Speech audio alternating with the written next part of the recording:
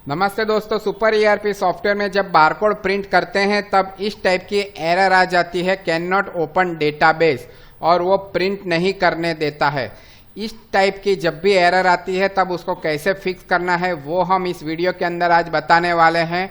ये सबसे पहले आप ये सॉफ्टवेयर को क्लोज कर दीजिए। ये मैंने क्लोज कर दिया।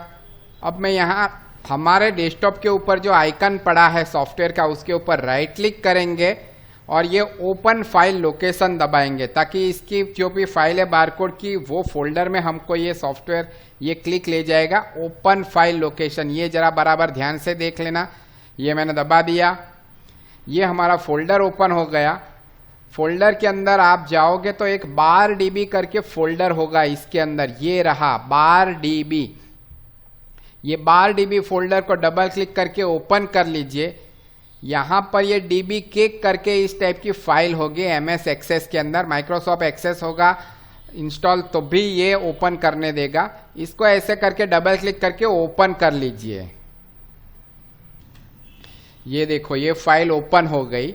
यहाँ पर ये रहा डेटाबेस टूल्स। इसके अलग अलग माइक्रोसॉफ्ट ऑफिस के वर्जन होते हैं। एमएस एक्सेस 2000 हुआ तो डेटाबेस टूल यहाँ से आएगा।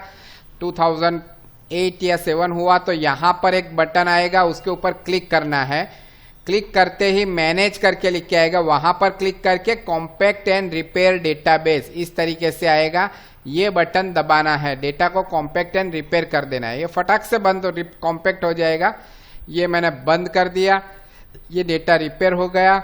अब आप सॉफ्टवेयर चालू कर लीजिए और बारकोड के अंदर जाकर आप इजीली अब आप प्रिंट कर सकते हैं दोस्तों। Thank you very much.